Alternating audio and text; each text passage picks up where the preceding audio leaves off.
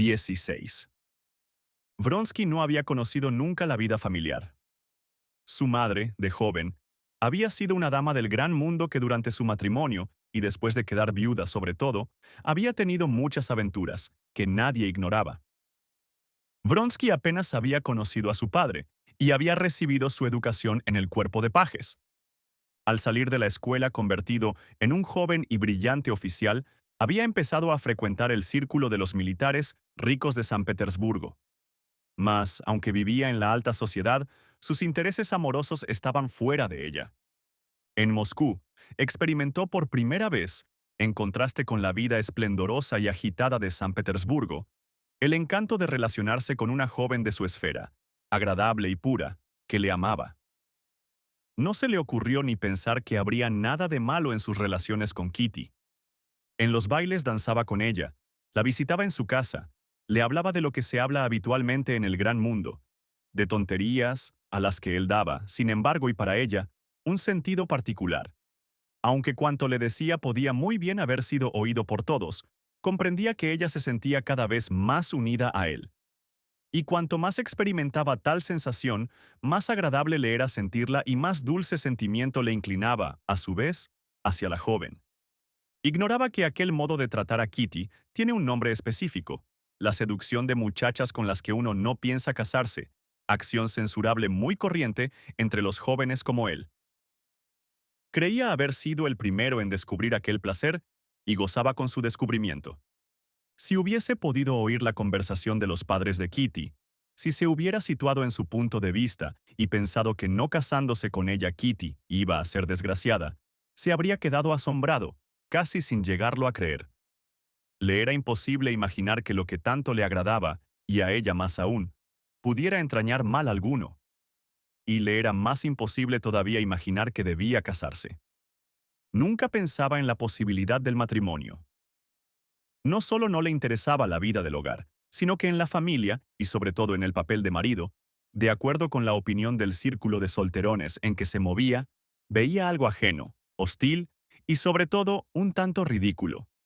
No obstante ignorar la conversación de los padres de Kitty, aquella noche, de regreso de casa de los Sherbatsky, sentía la impresión de que el lazo espiritual que le unía con Kitty se había estrechado más aún y que había que buscar algo más profundo, aunque no sabía a punto fijo qué. Mientras se dirigía a su casa, experimentando una sensación de pureza y suavidad, debida en parte a no haber fumado en toda la noche, y en parte a la dulce impresión que el amor de Kitty le producía, iba diciéndose: lo más agradable es que sin habernos dicho nada, sin que haya nada entre los dos, nos hayamos comprendido también con esa muda conversación de las miradas y las insinuaciones. Hoy Kitty me ha dicho más elocuentemente que nunca que me quiere. Y lo ha hecho con tanta sencillez y sobre todo con tanta confianza. Me siento mejor, más puro. Siento que tengo corazón y que en mí hay mucho de bueno. Oh, sus hermosos ojos enamorados. Cuando ella ha dicho, y además, ¿a qué se refería? En realidad, a nada. Qué agradable me resulta todo esto. Y a ella también. Vronsky comenzó a pensar dónde concluiría la noche. Meditó en los sitios a los que podía ir. ¿El círculo? ¿Una partida de Besic y beber champaña con Ignatiev? No, no. ¿El Château de Fleurs? Allí encontraré a Oblonsky, habrá canciones, cancán. No, estoy harto de eso. Precisamente si aprecio a los Sherbatsky es porque en su casa me parece que me vuelvo mejor de lo que soy. Más vale irse a dormir. Entró en su habitación del Hotel Dessau. Mandó que le sirviesen la cena. Se desnudó y apenas puso la cabeza en la almohada, se durmió con un profundo sueño. 17. A las 11 de la mañana siguiente, Vronsky fue a la estación del ferrocarril de San Petersburgo para esperar a su madre, y a la primera persona que halló en la escalinata del edificio fue a Oblonsky, el cual iba a recibir a su hermana, que llegaba en el mismo tren. «Hola, excelentísimo señor», gritó Oblonsky. «¿A quién esperas?» «A mi madre», repuso Vronsky sonriendo, como todos cuando encontraban a Oblonsky. Y, tras estrecharle la mano, agregó: «Llega hoy de San Petersburgo. Te esperé anoche hasta las 2. ¿A dónde fuiste al dejar a los Sherbatsky?» «A casa», contestó Vronsky. Pasé tan agradablemente el tiempo con ellos que no me quedaban ganas de ir a sitio alguno. Conozco a los caballos por el pelo y a los jóvenes enamorados por los ojos, declamó Esteban Arkadievich con idéntico tono al empleado con Levin. Vronsky sonrió como no negando el hecho, pero cambió enseguida de conversación. ¿Y tú? ¿A quién esperas? ¿Yo? A una mujer muy bonita, dijo Oblonsky. Hola, Honey soy Kimal y Pense, espero a mi hermana Ana. Ah, la Karenina, observó Vronsky. ¿La conoces? Creo que sí. Es decir, no, verdaderamente no recuerdo, contestó Vronsky distraídamente, relacionando vagamente aquel apellido, Karenina, con algo aburrido y afectado. Pero seguramente conoces a mi célebre cuñado Alexis Alejandrovich. Le conoce todo el mundo. Le conozco de nombre y de vista. Sé que es muy sabio, muy inteligente, casi un santo. Pero ya comprenderás que él y yo no frecuentamos los mismos sitios. Él is not in my line, dijo Vronsky. Es un hombre notable. Demasiado conservador, pero es una excelente persona, comentó Esteban Arkadievich. Una excelente persona. Mejor para él, repuso Vronsky sonriendo. Ah, estás ahí, dijo, dirigiéndose al alto y anciano criado de su madre. Entra, entra. Desde hacía algún tiempo, aparte de la simpatía natural que experimentaba por Oblonsky, venía sintiendo una atracción especial hacia él. Le parecía que su parentesco con Kitty les ligaba más. ¿Qué? ¿Se celebra por fin el domingo la cena en honor de esa diva? Preguntó, cogiéndole del brazo. Sin falta. Voy a hacer la lista de los asistentes. ¿Conociste ayer a mi amigo Levin? Interrogó Esteban Arkadievich. Desde luego. Pero se fue muy pronto, no sé por qué. Es un muchacho muy simpático, continuó Oblonsky. ¿Qué te parece? No sé, repuso Vronsky. En todos los de Moscú, excepto en ti, bromeó.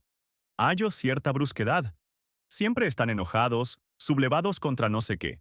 Parece como si quisieran expresar algún resentimiento. Toma, pues es verdad, exclamó Oblonsky riendo alegremente. ¿Llegará pronto el tren? Preguntó Vronsky a un empleado. Ya ha salido de la última estación, contestó el hombre. Se notaba la aproximación del convoy por el ir y venir de los mozos, la aparición de gendarmes y empleados, el movimiento de los que esperaban a los viajeros. Entre nubes de helado vapor se distinguían las figuras de los ferroviarios, con sus toscos abrigos de piel y sus botas de fieltro, discurriendo entre las vías. A lo lejos se oía el silbido de una locomotora y se percibía una pesada trepidación. «No has apreciado bien a mi amigo», dijo Esteban Arkadievich, que deseaba informar a Vronsky de las intenciones de Levin respecto a Kitty. «Reconozco que es un hombre muy impulsivo y que se hace desagradable a veces, pero con frecuencia resulta muy simpático. Es una naturaleza recta y honrada y tiene un corazón de oro. Mas ayer tenía motivos particulares», continuó con significativa sonrisa, olvidando por completo la compasión que Levin le inspirara el día antes y experimentando ahora el mismo sentimiento afectuoso hacia Vronsky. Sí, tenía motivos para sentirse muy feliz o muy desdichado. Vronsky se detuvo y preguntó sin ambajes. ¿Quieres decir que se declaró ayer a tu belle-sœur? Quizás, concedió su amigo. Se me figura que hizo algo así, pero si se fue pronto y estaba de mal humor es que hace tiempo que se había enamorado. Le compadezco. De todos modos, creo que ella puede aspirar a algo mejor, dijo Vronsky, y empezó a pasear ensanchando el pecho. Añadió, no le conozco bien. Cierto que su situación es difícil en este caso. Por eso casi todos prefieren dirigirse a las... Allí, si fracasas, solo significa que no tienes dinero. En cambio, en estos otros casos, se pone en juego la propia dignidad. Mira, ya viene el tren. En efecto, el convoy llegaba silbando. El andén retembló. Pasó la locomotora soltando nubes de humo que quedaban muy bajas por efecto del frío, y moviendo lentamente el émbolo de la rueda central. El maquinista, cubierto de escarcha, arropadísimo, saludaba a un lado y a otro. Pasó el tender, más despacio aún. Pasó el furgón, en el cual iba un perro ladrando, y al fin llegaron los coches de viajeros. El conductor se puso un silbato en los labios y saltó del tren. Luego comenzaron a apearse los pasajeros. Un oficial de la guardia, muy estirado, que miraba con altanería en torno suyo. Un joven comerciante, muy ágil, que llevaba un saco de viaje y sonreía alegremente. Un aldeano con un fardo al hombro. Vronsky, al lado de su amigo, contemplando a los viajeros que salían, se olvidó de su madre por completo. Lo que acaba de saber de Kitty le emocionó y alegró. Se irguió sin darse cuenta. Sus ojos brillaban. Se sentía victorioso. La princesa Vronskaya va en aquel departamento, dijo el conductor acercándose a él. Aquellas palabras le despertaron de sus pensamientos, haciéndole recordar a su madre y su próxima entrevista. En realidad, en el fondo no respetaba a su madre. Ni siquiera la quería, aunque de acuerdo con las ideas del ambiente en que se movía, no podía tratarla sino de un modo en sumo grado respetuoso y obediente. Tanto más respetuoso y obediente cuanto menos la respetaba y la quería. 18. Vronsky siguió al conductor, subió a un vagón y se paró a la entrada del departamento para dejar salir a una señora. Una sola mirada bastó a Vronsky para comprender, con su experiencia de hombre de mundo, que aquella señora pertenecía a la alta sociedad. Pidiéndole permiso, fue a entrar en el departamento, pero sintió la necesidad de volverse a mirarla, no solo porque era muy bella, no solo por la elegancia y la gracia sencillas que emanaban de su figura, sino por la expresión infinitamente suave y acariciadora que apreció en su rostro al pasar ante él. Cuando Vronsky se volvió, ella volvió también la cabeza. Sus brillantes ojos pardos, sombreados por espesas pestañas, se detuvieron en él con amistosa atención, como si le reconocieran, y luego se desviaron, mirando a la multitud, como buscando a alguien. En aquella breve mirada, Vronsky tuvo tiempo de observar la reprimida vivacidad que iluminaba el rostro y los ojos de aquella mujer, y la casi imperceptible sonrisa que se dibujaba en sus labios de carmín.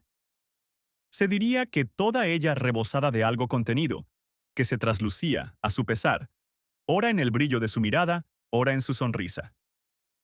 Vronsky entró al fin en el departamento. Su madre, una anciana muy enjuta, de negros ojos, peinada con rizos menudos, frunció levemente las cejas al ver a su hijo y sonrió con sus delgados labios. Se levantó del asiento, entregó a la doncella su saquito de viaje, apretó la mano de su hijo y cogiéndole el rostro entre las suyas, le besó en la frente. ¿Has recibido mi telegrama? ¿Cómo estás? ¿Bien? Me alegro mucho. ¿Ha tenido buen viaje? Preguntó él, sentándose a su lado y aplicando involuntariamente el oído a la voz femenina que sonaba tras la puerta. Adivinaba que era la de la mujer que había visto entrar. No puedo estar de acuerdo, decía la voz de la dama. Es un punto de vista muy petersburgués, señora. Nada de petersburgués, simplemente femenino. Bien, permítame besarle la mano. Adiós, Iván Petrovich. Mire a ver si anda por ahí mi hermano y hágale venir. Y la señora volvió al departamento. ¿Ha hallado usted a su hermano? Preguntó la Vronskaya. En aquel momento, Vronsky recordó que aquella señora era la Karenina. Su hermano está ahí fuera, dijo levantándose. Perdone, pero no la había reconocido. Además, nuestro encuentro fue tan breve que seguramente no me recuerda, añadió saludando. Sí le recuerdo, dijo ella. Durante el camino hemos hablado mucho de usted, su madre y yo. Y mi hermano sin venir, exclamó, dejando al fin manifestarse en una sonrisa la animación que la colmaba. Llámale a Lecha, dijo la anciana condesa. Vronsky, saltando a la plataforma, gritó. Oblonsky, ven. La Karenina no esperó a su hermano y, apenas le vio, salió del coche con paso decidido y ligero. Al acercársele, con un ademán que sorprendió a Vronsky por su gracia y firmeza, le enlazó con el brazo izquierdo y, atrayéndole hacia sí, le besó. Vronsky la miraba sin quitarle ojo y sin saber él mismo por qué sonreía. Luego, recordando que su madre le esperaba, volvió al departamento. ¿Verdad que es muy agradable?, dijo la condesa refiriéndose a la Karenina. Su marido la instaló conmigo y me alegré, porque hemos venido hablando todo el viaje. Me ha dicho que tú... Vous files le parfait amour. Tant mieux, mon cher, tant mieux. No comprendo a qué se refiere, mamá. ¿Vamos? La Karenina entró de nuevo para despedirse de la condesa. Vaya, dijo alegremente. Ya ha encontrado usted a su hijo y yo a mi hermano. Me alegro, porque yo había agotado todo mi repertorio de historias y no tenía ya nada que contar. Habría hecho un viaje alrededor del mundo con usted sin aburrirme, dijo la condesa tomándole la mano. Es usted una mujer tan simpática que resulta igualmente agradable hablarle que oírla. Y no piense usted tanto en su hijo. ¿No es posible vivir sin separarse alguna vez? La Karenina estaba en pie, muy erguida, y sus ojos sonreían. Ana Arkadievna, explicó la Bronskaya, tiene un hijo de 8 años, del que no se separa nunca, y ahora... Sí, la condesa y yo hemos hablado mucho, cada una de nuestro hijo, repuso la Karenina. Y otra vez la sonrisa, esta vez dirigida a Bronsky, iluminó su semblante. Seguramente la habré aburrido mucho, dijo él, cogiendo al vuelo la pelota de coquetería que ella le lanzara. Pero la Karenina no quiso continuar la conversación en aquel tono, y dirigiéndose a la anciana condesa, le dijo: «Gracias por todo. El día de ayer se me pasó sin darme cuenta. Hasta la vista, condesa». «Adiós, querida amiga», respondió la Bronskaya. «Permítame besar su lindo rostro. Le digo, con toda la franqueza de una vieja, que en este corto tiempo le he tomado afecto». La Karenina pareció creer y apreciar aquella frase, sin duda por su naturalidad. Se ruborizó e, inclinándose ligeramente, presentó el rostro a los labios de la condesa. Enseguida se irguió y, siempre con aquella sonrisa juguetona en ojos y labios, dio la mano a Bronsky. Él oprimió aquella manecita y se alegró como de algo muy importante del enérgico apretón con que ella le correspondió. La Karenina salió con paso ligero, lo que no dejaba de sorprender por ser algo metida en carnes. «Es muy simpática», dijo la anciana. Su hijo pensaba lo mismo. La siguió con los ojos hasta que su figura graciosa se perdió de vista, y solo entonces la sonrisa desapareció de sus labios. Por la ventanilla vio cómo Ana se acercaba a su hermano, ponía su brazo bajo el de él y comenzaba a hablarle animadamente, sin duda de algo que no tenía relación alguna con Bronsky, y el joven se sintió disgustado. «¿Sigue usted bien de salud, mamá?», dijo dirigiéndose a su madre. «Muy bien, muy bien. Alejandro ha estado muy amable. María se ha puesto muy guapa otra vez. Es muy interesante». Y comenzó a hablarle del bautizo de su nieto, para asistir al cual había ido expresamente a San Petersburgo, refiriéndose a la especial bondad que el emperador manifestara hacia su hijo mayor.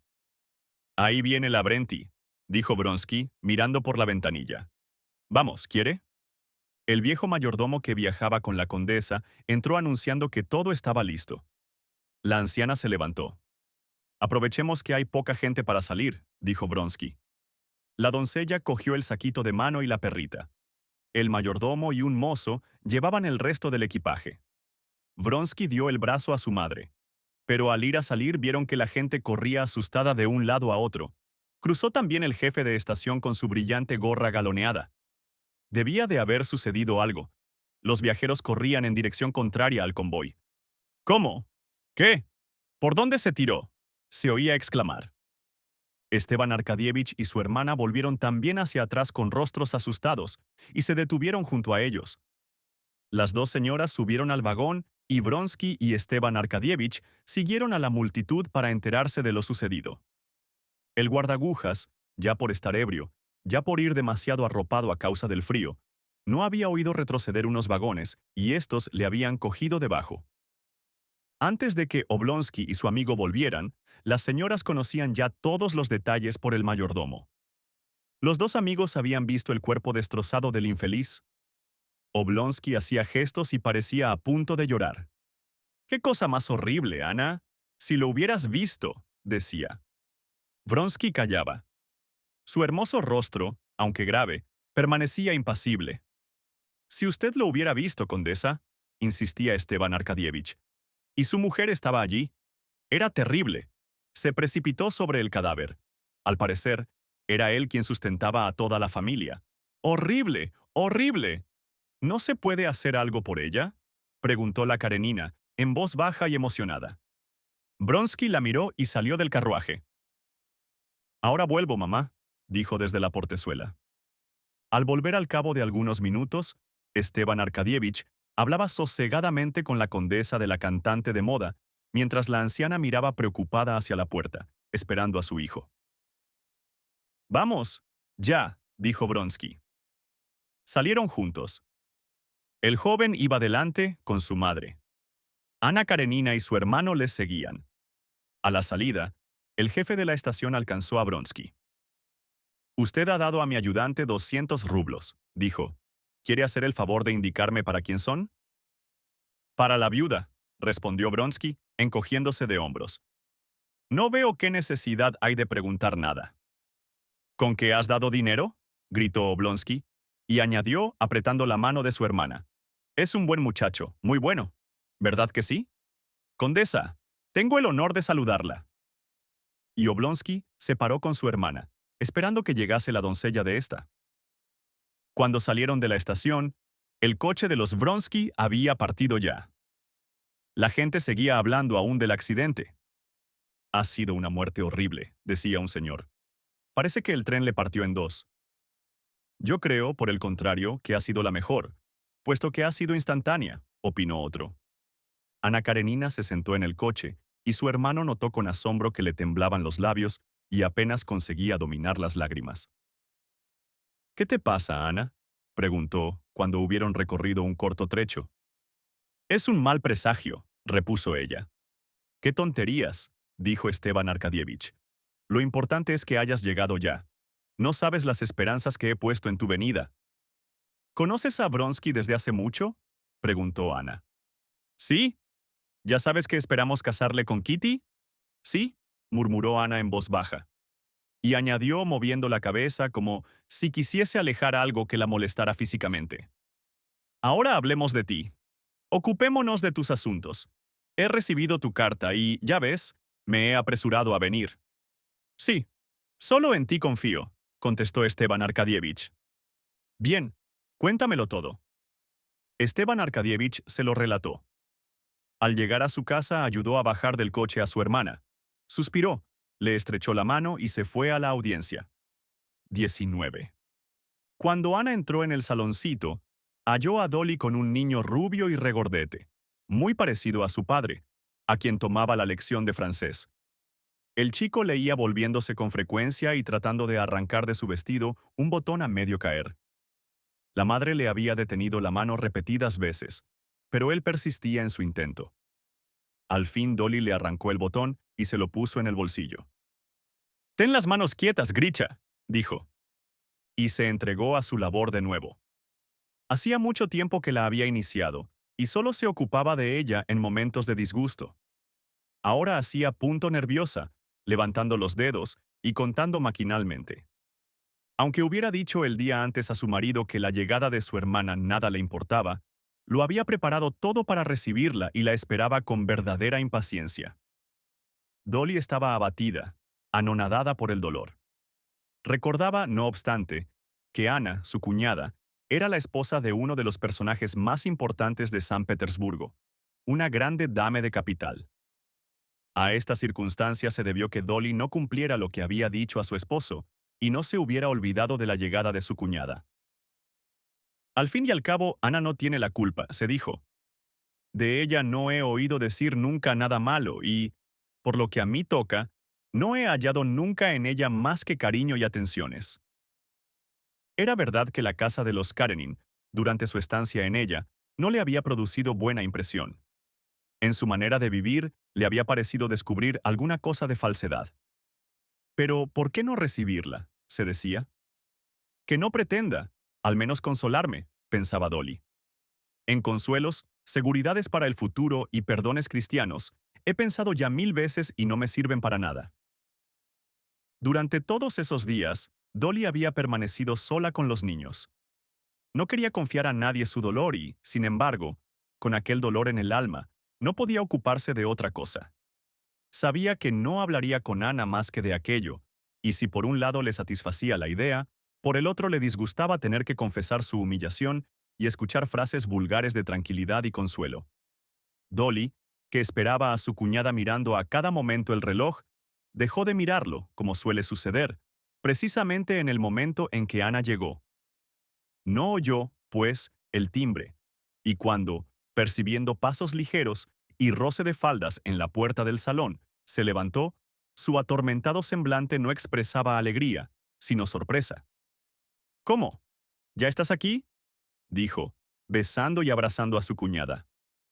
Me alegro mucho de verte, Dolly. Y yo de verte a ti, repuso Dolly, con débil sonrisa, tratando de averiguar por el rostro de la Karenina si estaba o no informada de todo. Seguramente lo sabe, pensó, viendo la expresión compasiva del semblante de su cuñada. Vamos, vamos, te acompañaré a tu cuarto, continuó, procurando retrasar el momento de las explicaciones. ¿Es Grisha este? Dios mío, ¿cómo ha crecido? Exclamó Ana, besando al niño sin dejar de mirar a Dolly y ruborizándose. Y añadió, permíteme quedarme un rato aquí. Se quitó la manteleta, luego el sombrero. Un mechón de sus negros y rizados cabellos quedó prendido en él, y Ana los desprendió con un movimiento de cabeza. Estás rebosante de dicha y de salud, dijo Dolly, casi con envidia. ¿Yo? Sí. Dios mío, esa es Tania. Tiene la edad de mi Sergio, ¿no? Exclamó Ana, dirigiéndose a la niña, que entraba corriendo. Y, tomándola en brazos, la besó también. ¡Qué niña tan linda!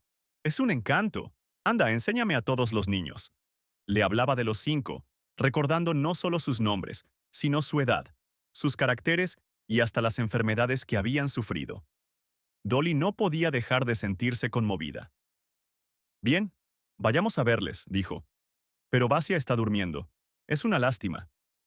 Después de ver a los pequeños se sentaron ya solas en el salón, ante una taza de café. Ana cogió la bandeja y luego la separó. Dolly, empezó. Mi hermano me ha hablado ya. Dolly, que esperaba oír frases de falsa compasión, miró a Ana con frialdad. Pero Ana no dijo nada en aquel sentido. Querida Dolly, exclamó, no quiero defenderle ni consolarte. Es imposible. Solo deseo decir que te compadezco con toda mi alma. Y tras sus largas pestañas brillaron las lágrimas. Se sentó más cerca de su cuñada y le tomó la mano entre las suyas, pequeñas y enérgicas. Dolly no se apartó, pero continuó con su actitud severa. Solo dijo, es inútil tratar de consolarme. Después de lo pasado, todo está perdido, nada se puede hacer.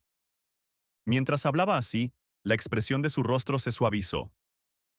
Ana besó la seca y flaca mano de Dolly y repuso. Pero, ¿qué podemos hacer, Dolly? ¿Qué podemos hacer? Hay que pensar en lo mejor que pueda hacerse para solucionar esta terrible situación.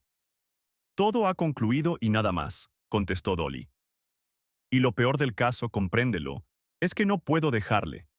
Están los niños, las obligaciones, pero no puedo vivir con él.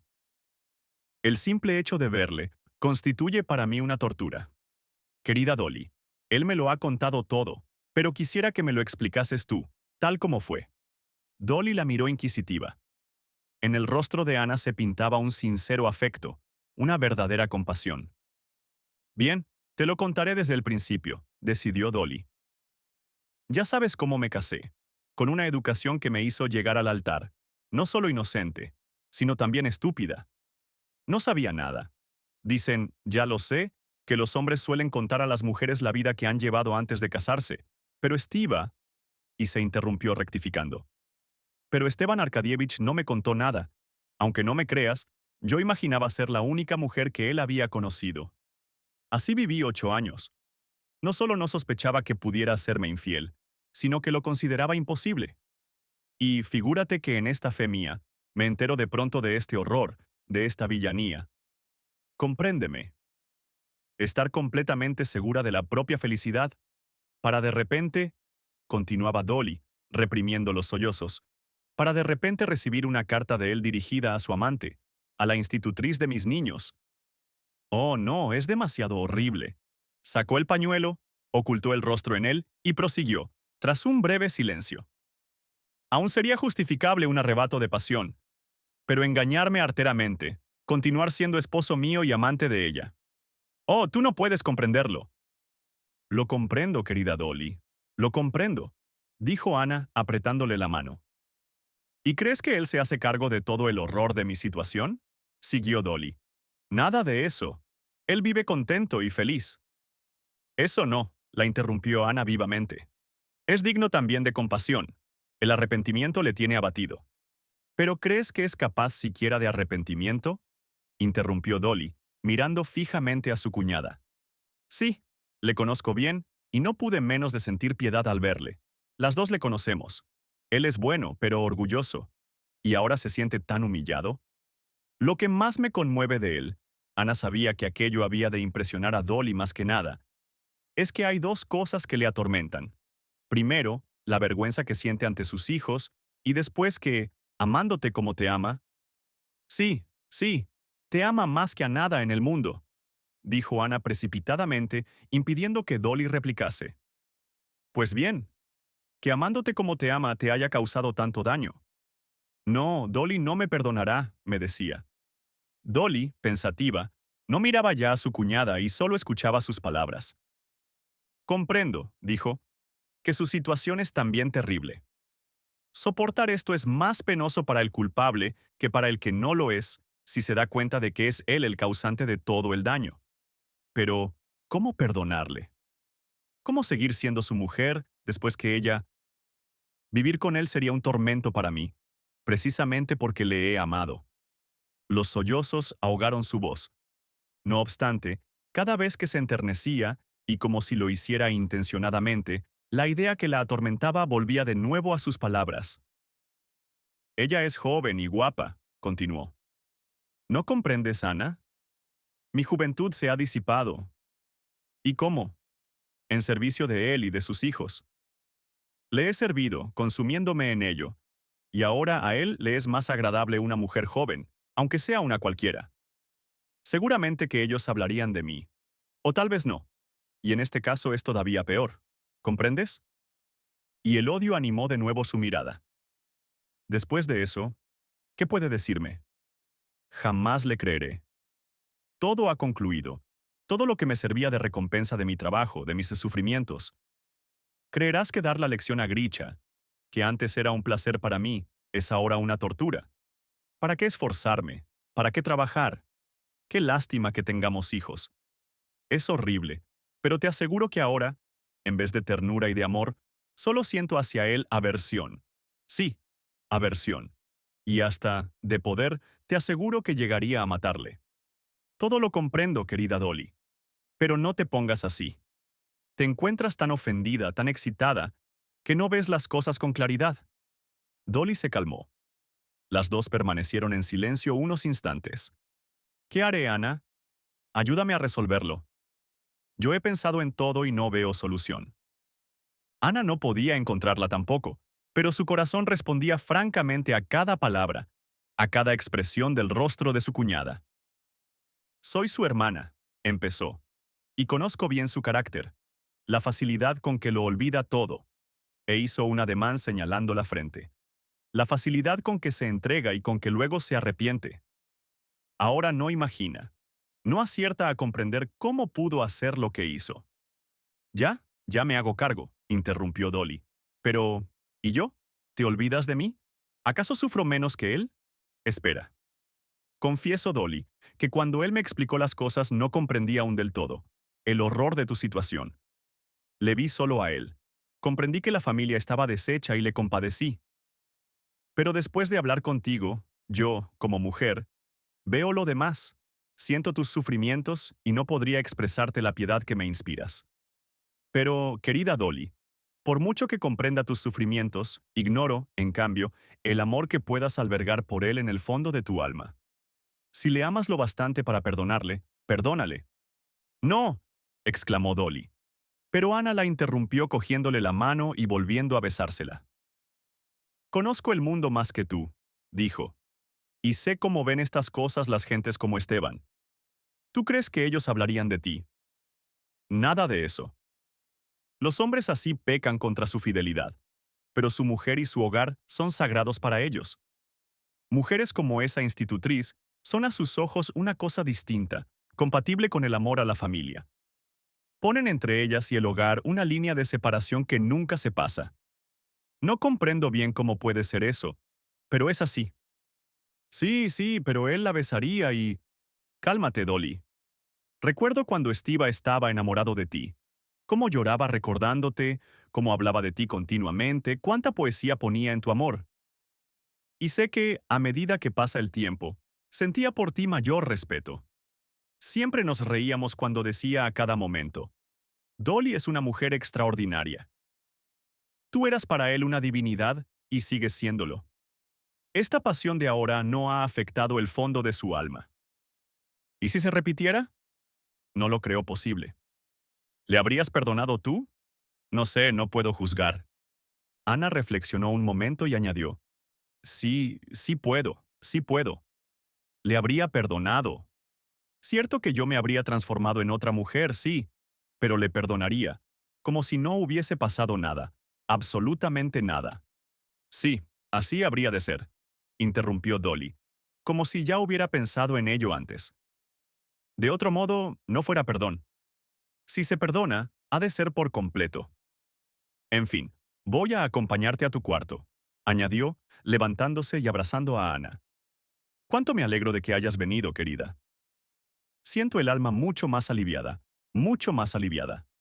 20.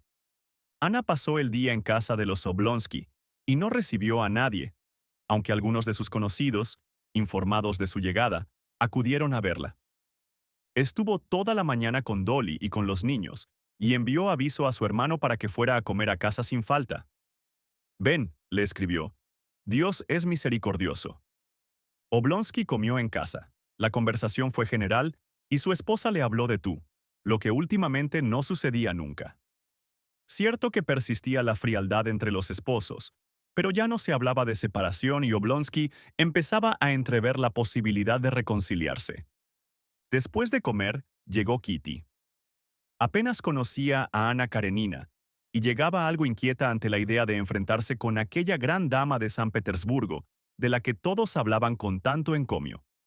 Pero enseguida comprendió que la había agradado. Ana se sintió agradablemente impresionada por la juventud y lozanía de la joven, y Kitty se sintió, enseguida, prendada de ella, como suelen prenderse las muchachas de las señoras de más edad. En nada parecía una gran dama, ni que fuese madre de un niño de 8 años. Cualquiera, al ver la agilidad de sus movimientos, su vivacidad y la tersura de su cutis, la habría tomado por una muchacha de 20, de no haber sido por una expresión severa y hasta triste, que impresionaba y subyugaba a Kitty, que ensombrecía a veces un poco sus ojos. Adivinaba que Ana era de una sencillez absoluta y que no ocultaba nada, pero adivinaba también que habitaba en su alma un mundo superior, un mundo complicado y poético que Kitty no podía comprender. Después de comer, Dolly marchó a su cuarto y Ana se acercó a su hermano, que estaba encendiendo un cigarrillo. Stiva, le dijo jovialmente, persignándole y mostrándole la puerta con los ojos. Ve, y que Dios te ayude. Él la comprendió, tiró el cigarro y desapareció detrás de la puerta. Ana volvió al diván, donde antes se hallara sentada, rodeada de los niños. Ya fuera porque viesen que la mamá apreciaba a aquella tía, o porque sintieran hacia ella un afecto espontáneo. Primero los dos mayores y luego los más pequeños, como sucede siempre con los niños. Ya después de la comida, se pegaron a sus faldas y no se separaban de ella. Entre los chiquillos surgió una especie de competencia para ver quién se sentaba más cerca de la tía, quién cogía primero su manita, jugaba con su anillo, o al menos, tocaba el borde de su vestido. Coloquémonos como estábamos antes, dijo Ana Karenina sentándose en su sitio. Y de nuevo Grisha, radiante de satisfacción y de orgullo, pasó la cabeza bajo su brazo y apoyó el rostro en su vestido. ¿Cuándo se celebra el próximo baile?, preguntó Ana a Kitty. La semana próxima. Será un baile magnífico y muy animado, uno de esos bailes en los que se está siempre alegre. ¿Hay verdaderamente bailes en que se esté siempre alegre?, preguntó Ana con suave ironía.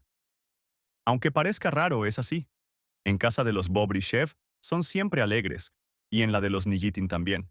En cambio, en la de los Mechkov son aburridos. ¿No lo ha notado usted? No, querida. Para mí ya no hay bailes donde uno esté siempre alegre, dijo Ana. Y Kitty observó en los ojos de la Karenina un relámpago de aquel mundo particular que le había sido revelado. Para mí solo hay bailes en los que me siento menos aburrida que en otros. ¿Es posible que usted se aburra en un baile? ¿Por qué no había yo de aburrirme en un baile? Kitty comprendió que Ana adivinaba la respuesta. Porque será usted siempre la más admirada de todas. Ana, que tenía la virtud de ruborizarse, se ruborizó y dijo, en primer lugar, no es así. Y aunque lo fuera, ¿de qué habría de servirme? ¿Irá usted a este baile que le digo? Pienso que no podré dejar de asistir. Tómalo, dijo Ana, entregando a Tania el anillo que ésta procuraba sacar de su dedo blanco y afilado, en el que se movía fácilmente. Me gustaría mucho verla allí. Entonces, si no tengo más remedio que ir, me consolaré pensando que eso la satisface. Gricha, no me tires del pelo.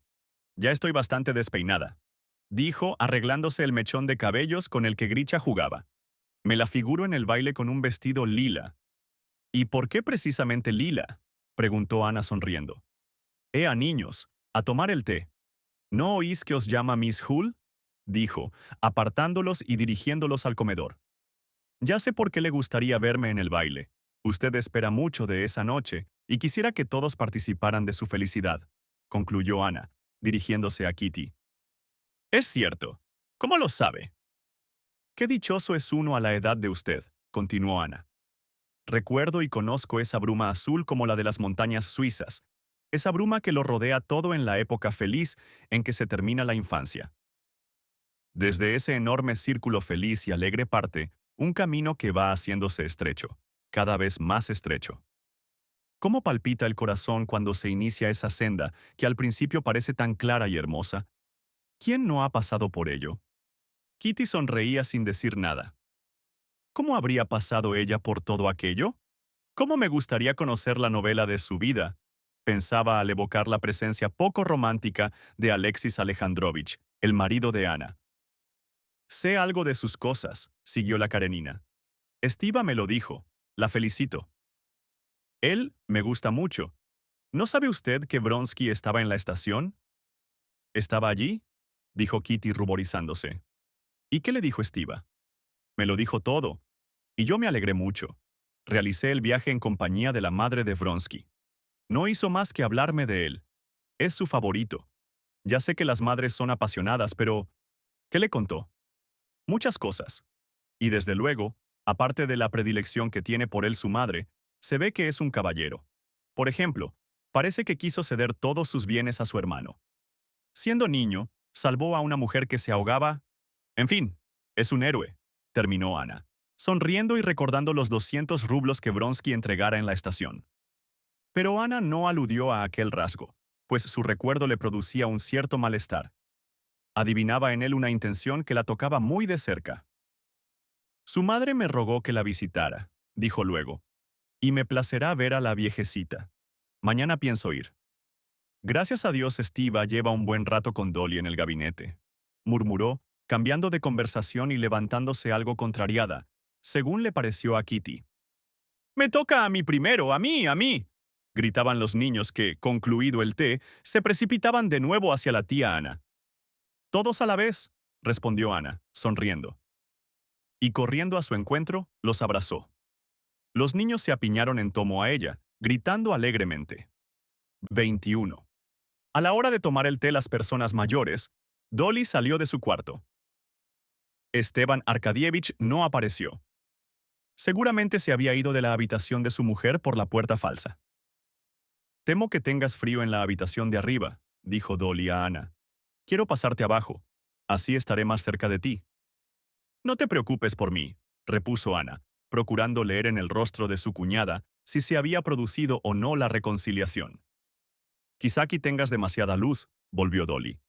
Te he dicho ya que duermo en todas partes como un tronco, sea donde sea. ¿Qué pasa?, preguntó Esteban Arkadievich, saliendo del despacho dirigiéndose a su mujer. Ana y Kitty comprendieron por su acento que la reconciliación estaba ya realizada. Quiero instalar a Ana aquí abajo, pero hay que poner unas cortinas, respondió Dolly. Tendré que hacerlo yo misma, si no, nadie lo hará. Dios sabe si se habrán reconciliado por completo, se dijo Ana al oír el frío y tranquilo acento de su cuñada. No compliques las cosas sin necesidad, Dolly, repuso su marido. Si quieres, lo haré yo mismo. Sí, se han reconciliado, pensó Ana. Sí, ya sé cómo, respondió Dolly. Ordenarás a Mateo que lo arregle, te marcharás y él lo hará todo al revés. Y una sonrisa irónica plegó, como de costumbre, las comisuras de sus labios. La reconciliación es completa, pensó ahora Ana. Loado sea Dios. Y feliz por haber promovido la paz conyugal, se acercó a Dolly y la besó. Nada de eso.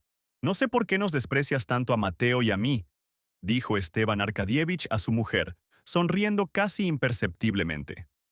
Durante toda la tarde, Dolly trató a su marido con cierta leve ironía.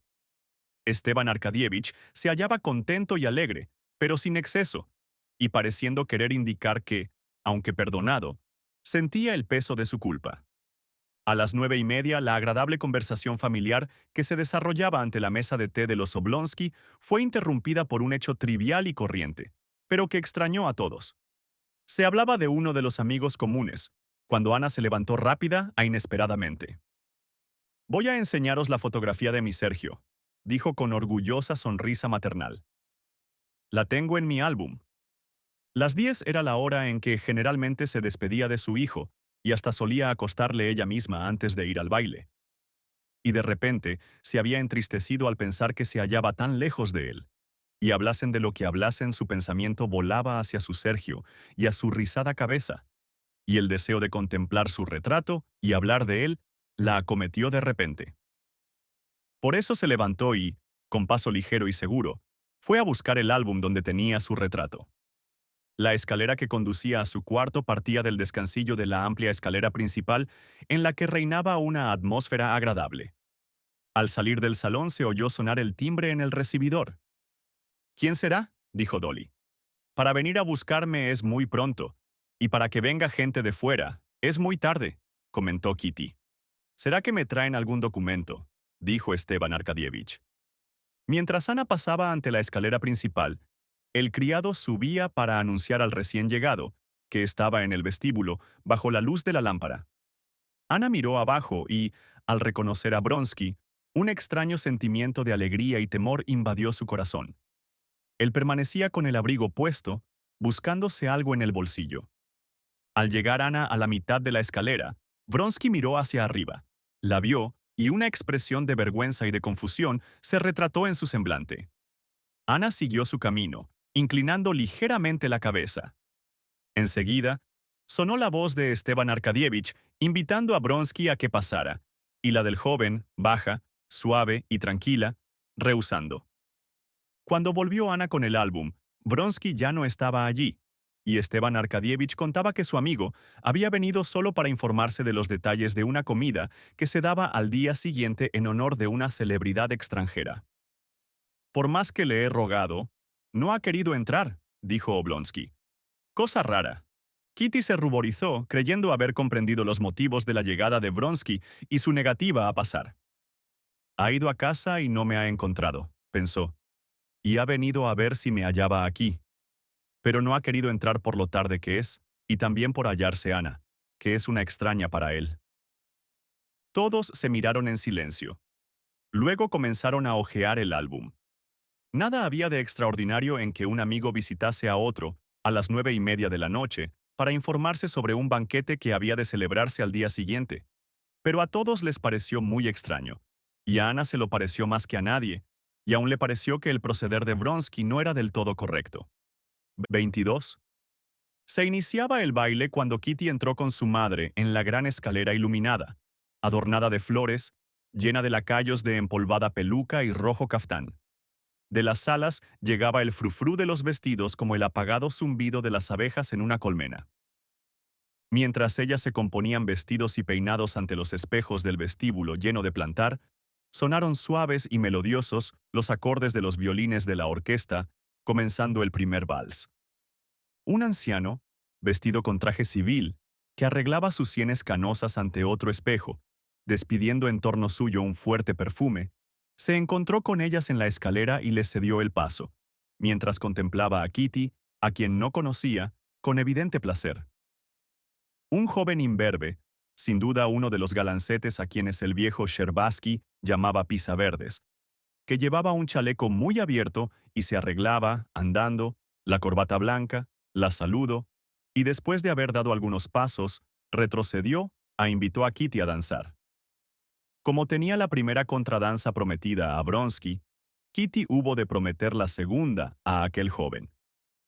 Un militar próximo a la puerta, que se abrochaba los guantes y se atusaba el bigote, miró con admiración a Kitty, resplandeciente en su vestido de color rosa.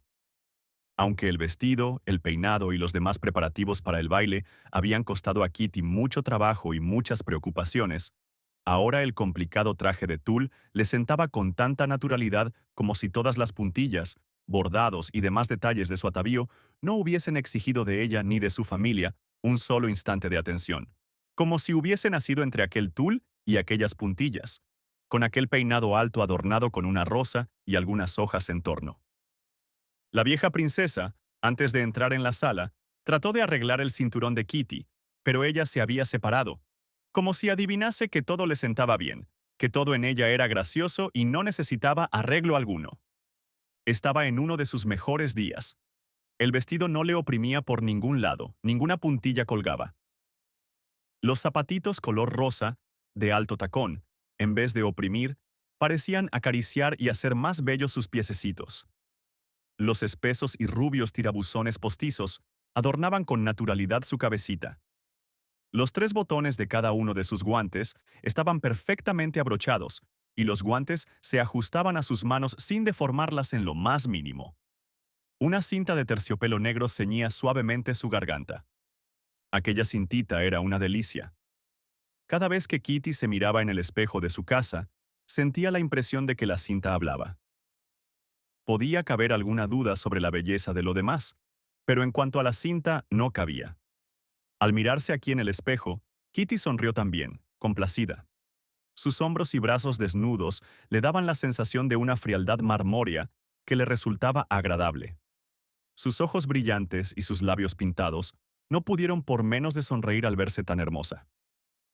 Apenas entró en el salón y se acercó a los grupos de señoras, todas cintas y puntillas, que esperaban el momento de ser invitadas a bailar. Kitty no entraba jamás en aquellos grupos. Le pidió ya un vals el mejor de los bailarines, el célebre director de danza, el maestro de ceremonias, un hombre casado, guapo y elegante, Egoruchka Korsunsky, que acababa de dejar a la condesa Bonina, con la que danzara el primer vals. Mientras contemplaba con aire dominador a las parejas que bailaban, vio entrar a Kitty y se dirigió a ella con el paso desenvuelto de los directores de baile. Se inclinó ante ella y, sin preguntarle siquiera si quería danzar, alargó la mano para tomarla por el delicado talle. La joven miró a su alrededor buscando a alguien a quien entregar su abanico, y la dueña de la casa lo cogió sonriendo. «Celebro mucho que haya llegado usted pronto», dijo él, ciñéndole la cintura. «No comprendo cómo se puede llegar tarde». Kitty apoyó la mano izquierda en el hombro de Korsunsky y sus piececitos calzados de rosa se deslizaron ligeros por el encerado pavimento al ritmo de la música. «Bailar con usted es un descanso. ¡Qué admirable precisión y qué ligereza!», dijo Korsunsky mientras giraban a compás del vals. Eran, con poca diferencia, las palabras que dirigía a todas las conocidas que apreciaba. Ella sonrió y, por encima del hombro de su pareja, miró la sala. Kitty no era una de esas novicias a quienes la emoción del primer baile les hace confundir todos los rostros que las rodean, ni una de esas muchachas que, a fuerza de frecuentar las salas de danza, acaban conociendo a todos los concurrentes de tal modo que hasta les aburre ya mirarlos. Kitty estaba en el término medio. Así pues, pudo contemplar toda la sala con reprimida emoción. Miró primero a la izquierda, donde se agrupaba la flor de la buena sociedad. Estaba allí la mujer de Korsunsky, la bella Lydie, con un vestido excesivamente descotado. Krivin, con su calva brillante, presente, como siempre, donde se reunía la buena sociedad. Más allá, en un grupo que los jóvenes contemplaban sin osar acercarse, Kitty distinguió a Esteban Arkadievich y la arrogante figura y la cabeza de Ana, vestida de terciopelo negro. También él estaba allí. La muchacha no le había vuelto a ver desde la noche en que rechazara a Levin. Kitty le descubrió desde lejos y hasta observó que él también la miraba. ¿Una vueltecita más si no está cansada?, preguntó Korsunsky, un tanto sofocado. No, gracias. ¿A dónde la acompaño? Me parece que veo a Ana Karenina. Lléveme allí. Como guste. Korsunsky, sin dejar de bailar, pero a paso cada vez más lento, se dirigió hacia el ángulo izquierdo del salón, murmurando constantemente: «Pardón, mesdames, pardón, mesdames», y, abriéndose así paso entre aquel mar de puntillas, tules y encajes, sin haber enganchado una sola cinta, Korsunsky hizo describir una rápida vuelta a su pareja, de modo que las finas piernas de Kitty, envueltas en medias transparentes, quedaron al descubierto y la cola de su vestido se abrió como un abanico, cayendo sobre las rodillas de Krivin. Luego Korsunsky la saludó, ensanchó el pecho sobre su abierto frac y le ofreció el brazo para conducirla al lado de Ana Arkadievna. Kitty, ruborizándose, retiró la cola de su vestido de las rodillas de Krivin y se volvió, algo aturdida, buscando a Ana. Ana no vestía de fila, como supusiera Kitty, sino de negro, con un traje muy descotado, que dejaba ver sus esculturales hombros que parecían tallados en marfil antiguo, su pecho y sus brazos torneados, rematados por finas muñecas. Su vestido estaba adornado con encajes de Venecia. Una guirnalda de no me olvides adornaba sus cabellos, peinados sin postizo alguno, y prendido en el talle, entre los negros encajes, llevaba un ramo de las mismas flores. Su peinado era sencillo y solo destacaban en él los bucles de sus cabellos rizados, que se escapaban por la nuca y las sienes. En el cuello, firme y bien formado, ostentaba un hilo de perlas. Kitty había visto diariamente a Ana y se había sentido prendada de ella, y la imaginaba siempre con el vestido lila. Sin embargo, al verla vestida de negro, reconoció que no había comprendido todo su encanto. Ahora se le aparecía de una manera nueva e inesperada, y reconocía que no podía vestir de lita, porque este color hubiese apagado su personalidad. El traje, negro con su profusión de encajes, no atraía la vista, pero se limitaba a servir de marco y hacía resaltar la figura de Ana, sencilla, natural, elegante y a la vez animada y alegre. Cuando Kitty se acercó al grupo, Ana, muy erguida como siempre, hablaba con el dueño de la casa con la cabeza inclinada ligeramente hacia él. «No, no comprendo. Pero no seré yo la que lance la primera piedra», decía contestando a una pregunta que, sin duda, le había hecho él y encogiéndose de hombros. Y enseguida se dirigió a Kitty, con una sonrisa suavemente protectora.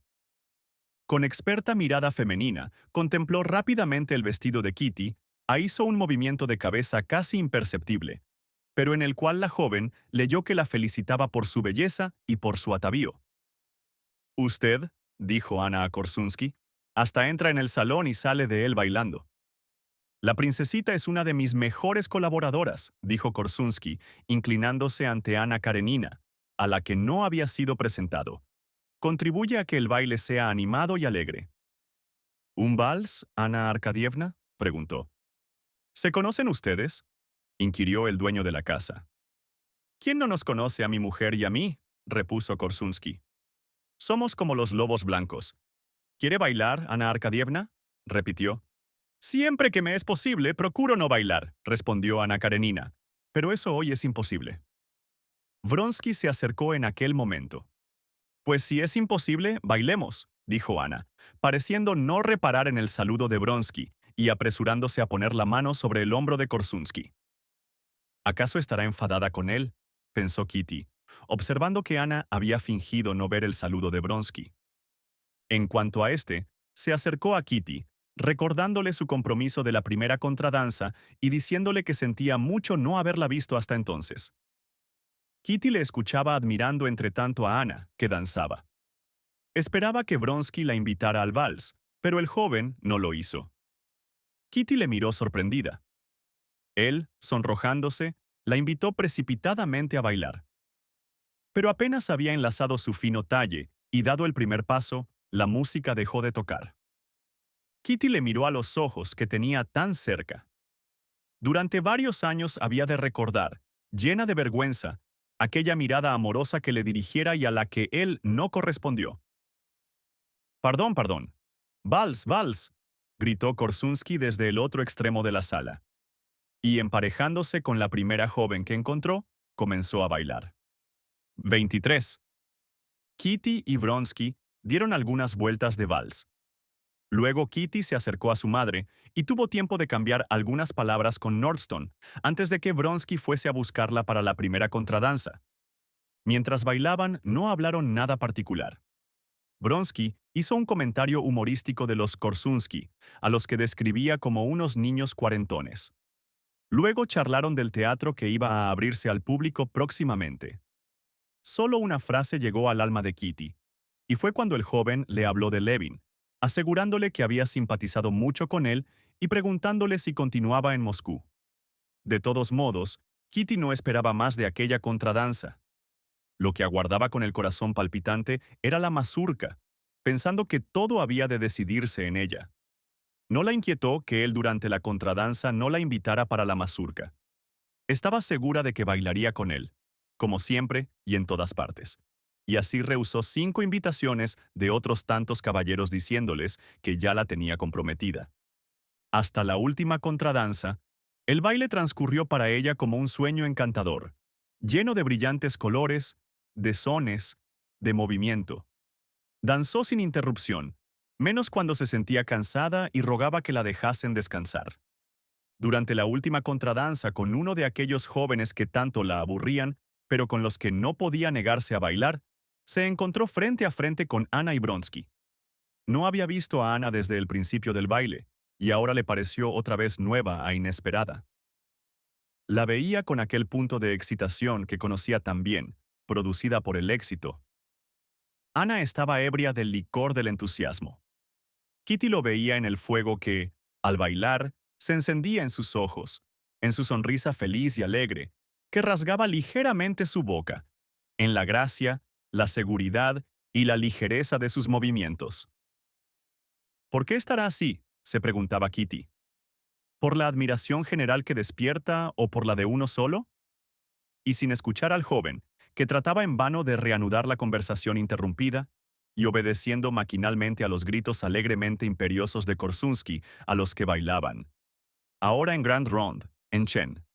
Kitty observaba a la pareja cada vez con el corazón más inquieto. No, Anna no se siente animada por la admiración general, sino por la de uno. ¿Es posible que sea por la de él? Cada vez que Vronsky hablaba con Anna, los ojos de ésta brillaban y una sonrisa feliz se dibujaba en sus labios. Parecía como si se esforzara en reprimir aquellas señales de alegría, y como si ellas aparecieran en su rostro contra su voluntad. Kitty se preguntó qué sentiría él, y al mirarle quedó horrorizada. Los sentimientos del rostro de Anna se reflejaban en el de Vronsky. ¿Qué había sido de su aspecto tranquilo y seguro y de la despreocupada serenidad de su semblante? Cuando ella le hablaba, inclinaba la cabeza como para caer a sus pies y en su mirada había una expresión de temblorosa obediencia. No quiero ofenderla, parecía decirle con aquella mirada. Solo deseo salvarme y no sé cómo. El rostro de Vronsky transparentaba una expresión que Kitty no había visto jamás en él. Aunque su charla era trivial, pues hablaban solo de sus mutuas amistades, a Kitty le parecía que en ella se estaba decidiendo la suerte de ambos, y de sí misma. Y era el caso que, a pesar de que en realidad hablaban de lo ridículo que resultaba Iván Ivanovich, hablando francés, o la posibilidad de que la Eleskaya pudiera hallar un partido mejor, Anna y Vronsky tenían, como Kitty, la impresión de que aquellas palabras estaban para ellos llenas de sentido. Solo gracias a su rígida educación, pudo contenerse y proceder según las conveniencias, danzando, hablando, contestando, hasta sonriendo.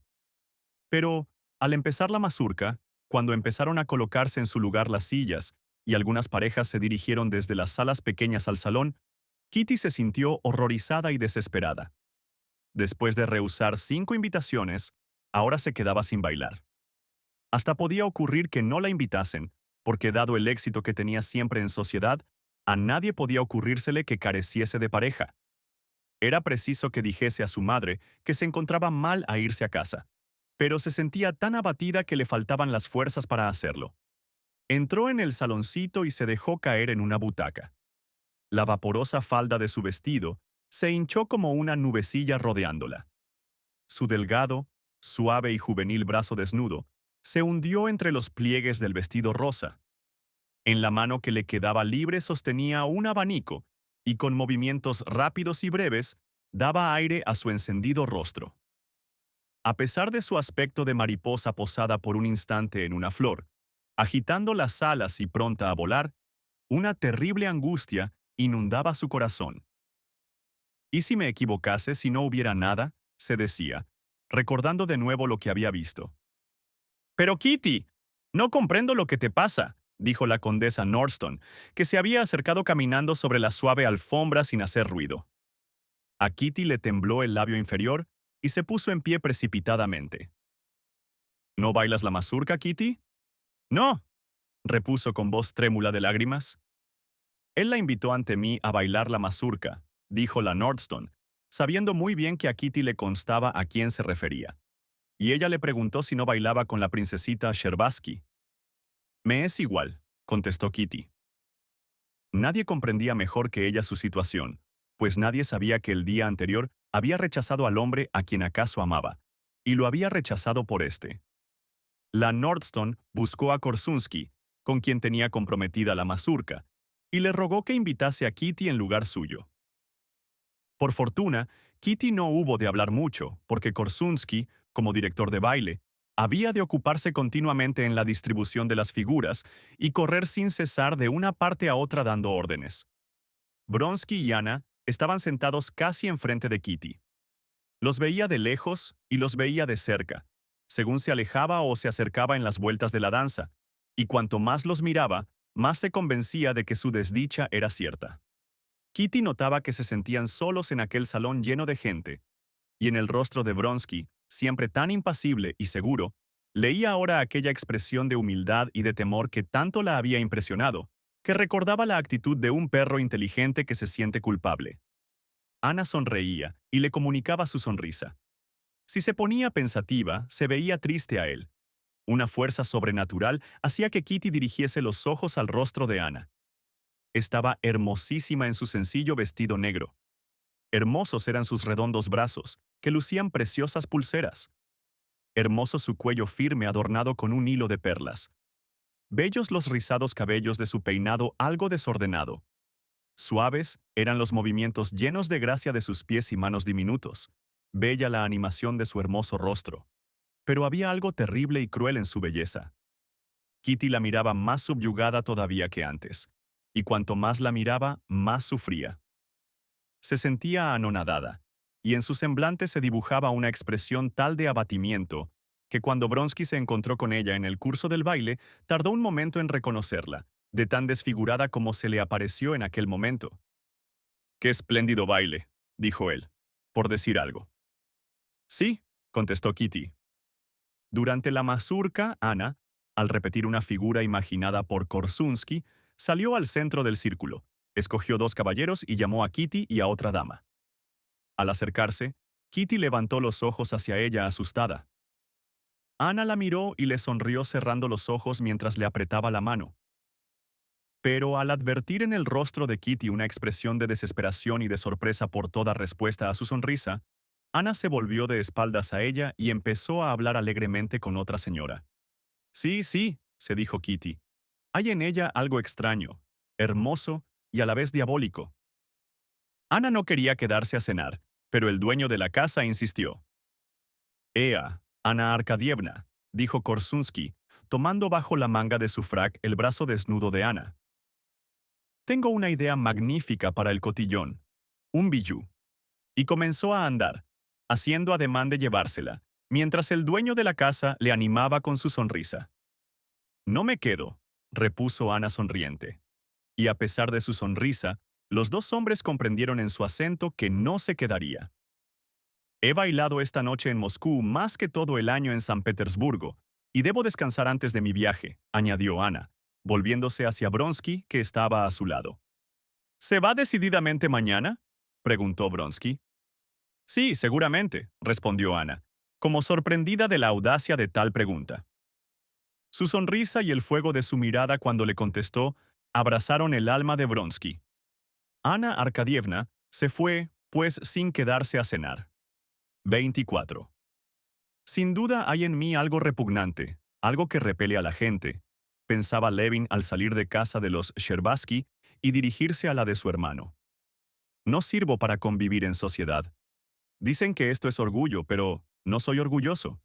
Si lo fuera, no me habría puesto en la situación que me he puesto.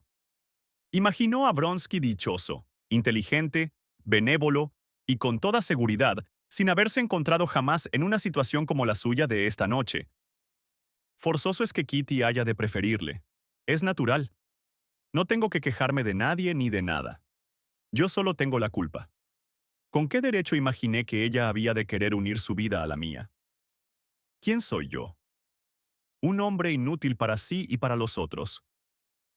Recordó a su hermano Nicolás y se detuvo con satisfacción en su recuerdo. ¿No tendrá razón cuando dice que todo en el mundo es malo y repugnante? ¿Acaso no hayamos juzgado bien a Nicolás? Desde el punto de vista del criado Prokofy, que le vio borracho y con el abrigo roto, es un hombre despreciable. Pero yo te conozco de otro modo. Conozco su alma y sé que nos parecemos. Y yo, en vez de buscarle, he ido a comer primero y después al baile en esa casa. Levin se acercó a un farol, leyó la dirección de su hermano, que guardaba en la cartera, y llamó a un coche de punto. Durante el largo camino hacia el domicilio de su hermano, Levin iba evocando lo que conocía de su vida. Recordaba que durante los cursos universitarios y hasta un año después de salir de la universidad, su hermano, a pesar de las burlas de sus compañeros, había hecho vida de fraile, cumpliendo rigurosamente los preceptos religiosos, asistiendo a la iglesia, observando los ayunos y huyendo de los placeres y de la mujer sobre todo. Recordó después cómo, de pronto y sin ningún motivo aparente, empezó a tratar a las peores gentes y se lanzó a la vida más desenfrenada. Recordó también que en cierto caso su hermano había tomado a su servicio un mozo del pueblo y en un momento de ira le había golpeado tan brutalmente que había sido llevado a los tribunales. Se acordó aún de cuando su hermano, perdiendo dinero con un fullero, le había aceptado una letra, denunciándole después por engaño. A aquella letra se refería Sergio Ivanovich. Otra vez Nicolás había pasado una noche en la prevención por alboroto.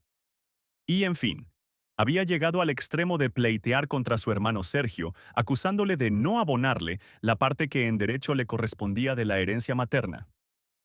Su última hazaña la realizó en el oeste de Rusia, donde había ido a trabajar, y consistió en maltratar a un alcalde, por lo que fue procesado. Y si bien todo esto era desagradable, a Levi no se lo pareció tanto como a los que desconocían el corazón de Nicolás y su verdadera historia. Levin se acordaba de que en aquel periodo de devoción, ayunos y austeridad, cuando Nicolás buscaba en la religión un freno para sus pasiones, nadie le aprobaba y todos se burlaban de él, incluso el propio Levin. Le apodaban Noé, fraile, etc. Y luego, cuando se entregó libremente a sus pasiones, todos le volvieron la espalda, espantados y con repugnancia. Levin comprendía que, en rigor, Nicolás, a pesar de su vida, no debía encontrarse más culpable que aquellos que le despreciaban. Él no tenía ninguna culpa de haber nacido con su carácter indomable y con su limitada inteligencia. Por otra parte, su hermano siempre había querido ser bueno. Le hablaré con el corazón en la mano, le demostraré que le quiero y le comprendo, y le obligaré a descubrirme su alma, decidió Levin cuando, ya cerca de las 11, llegaba a la fonda que le indicaran. Arriba. Los números 12 y 13, dijo el conserje, contestando a la pregunta de Levin. ¿Está? Creo que sí. La puerta de la habitación número 12 se hallaba entornada y por ella salía un rayo de luz y un espeso humo de tabaco malo. Sonaba una voz desconocida para Levin, y al lado de ella reconoció la tosecilla peculiar de su hermano. Al entrar Levin, el desconocido decía, «Todo depende de la inteligencia y prudencia con que se lleve el asunto». Constantino Levin, desde la puerta, divisó a un joven con el cabello espeso y enmarañado vestido con una podiovka. Una muchacha pecosa, con un vestido de lana sin cuello ni puños, estaba sentada en el diván. No se veía a Nicolás, y Levin sintió el corazón oprimido al pensar entre qué clase de gente vivía su hermano. Mientras se quitaba los chanclos, Levin, cuya llegada no había notado nadie, oyó al individuo de la Podiovka hablando de una empresa a realizar. «Que el diablo se lleve las clases privilegiadas», dijo la voz de Nicolás tras un carraspeo. «Macha, pide algo de cenar y danos vino si queda. Si no, envía a buscarlo». La mujer se levantó, salió del otro lado del tabique y vio a Levin. «Nicolás Dmitrievich, aquí hay un señor», dijo. «¿Por quién pregunta?», exclamó la voz irritada de Nicolás. «Soy yo», repuso Constantino Levin, presentándose. «¿Quién es yo?», repitió la voz de Nicolás, con más irritación aún. Se le oyó levantarse precipitadamente y tropezar, y Levin vio ante sí, en la puerta, la figura que le era tan conocida, la figura delgada y encorvada de su hermano, pero su aspecto salvaje, sucio y enfermizo, la expresión de sus grandes ojos asustados, le aterró. Nicolás estaba aún más delgado que cuando Levin le viera la última vez, 3 años antes. Llevaba una levita que le estaba corta, con lo que sus brazos y muñecas parecían más largos aún. La cabellera se le había aclarado. Sus labios estaban cubiertos por el mismo bigote recto, y la misma mirada extrañada de siempre se posaba en el que había entrado. «Ah, eres tú, Kostia», dijo al reconocer a su hermano. Sus ojos brillaron de alegría. Pero a la vez miró al joven de la Podiovka e hizo un movimiento convulsivo con el cuello y cabeza, como si le apretase la corbata, que Constantino conocía bien, y una expresión salvaje, dolorida, feroz, se pintó de repente en su rostro. «Ya he escrito a Sergio diciéndole que no quiero nada con ustedes. ¿Qué deseas? ¿Qué desea usted?». Se presentaba bien distinto a como Levin le imaginara. Constantino olvidaba siempre la parte áspera y difícil de su carácter, la que hacía tan ingrato el tratarle. Solo ahora, al ver su rostro, al distinguir el movimiento convulsivo de su cabeza, lo recordó. «No deseaba nada concreto, sino verte», dijo con timidez. Nicolás, algo suavizado, al parecer, por la timidez de su hermano, movió los labios. «¿Así que vienes por venir? Pues entra y siéntate. ¿Quieres cenar? Trae 3 raciones, macha». «Ah, espera. ¿Sabes quién es este señor?», dijo, indicando al joven de la Podiovka. «Se trata de un hombre muy notable, el señor Krisky, amigo mío, de Kiev, a quien persigue la policía porque no es un canalla». Y, según su costumbre, miró a todos los que estaban en la habitación. Al ver a la mujer de pie en la puerta y disponiéndose a salir, le gritó: «Te he dicho que esperes». Y con la indecisión y la falta de elocuencia que Constantino conocía de siempre, comenzó, mirando a todos, a contar la historia de Krisky, su expulsión de la universidad por formar una sociedad de ayuda a los estudiantes pobres y a las escuelas dominicales, su ingreso como maestro en un colegio popular y cómo después se le procesó sin saber por qué. «¿Con qué ha estudiado usted en la Universidad de Kiev?», dijo Constantino Levin, para romper el embarazoso silencio que siguió a las palabras de su hermano. «Sí, en Kiev», murmuró Krisky, frunciendo el entrecejo.